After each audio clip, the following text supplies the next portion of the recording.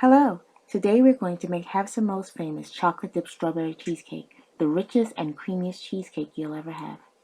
What you'll need is 4 packages of the 8-ounce cream cheese. I use Philadelphia cream cheese because I find that it's a bit creamier and easier to work with, but you can use whatever brand name you like.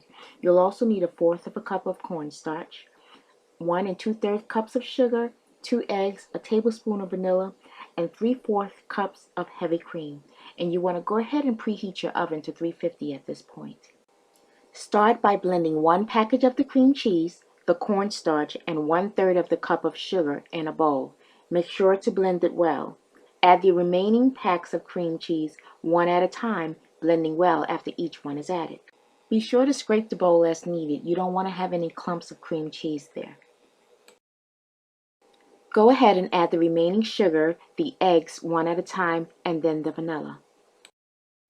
Be sure to scrape the bowl a final time very well to remove any clumps, as this will determine the texture of the cheesecake.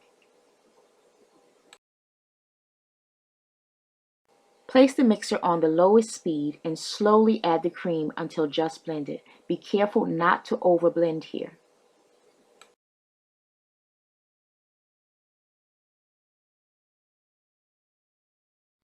Be sure to spray your pan with a good quality spray. I like Baker's Joy because it has that flour built into it, and for some reason cakes and things like that seem to lift up a little bit easier.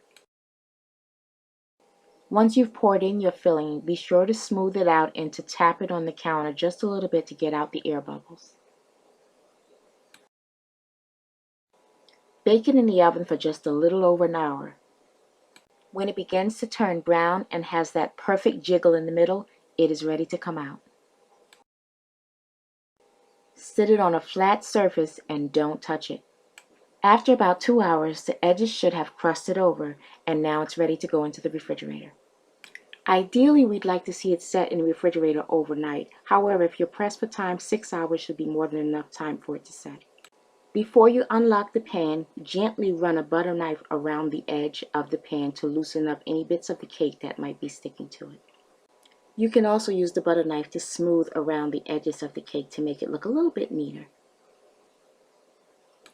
To prepare the plate, or in this instant the cake board that the cheesecake is going to sit on, I like to use a little bit of buttercream so that the cheesecake doesn't slide around on the surface. Now here you have the perfect cheesecake. You don't have to top it with anything. You could eat it just like it is. But of course, we're making a specialty cheesecake today, so we're going to top it with strawberry preserves. My recipe for that will be in a later video. And fresh strawberries, of course.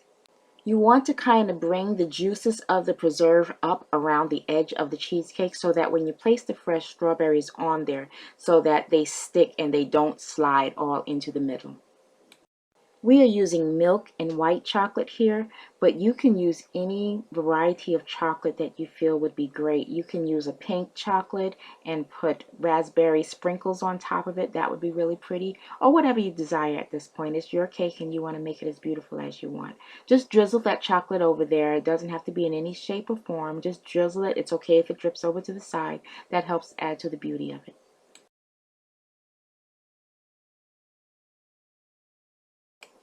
And it's as simple as that. Refrigerate until you're ready to serve, and be sure to share it with the ones you love.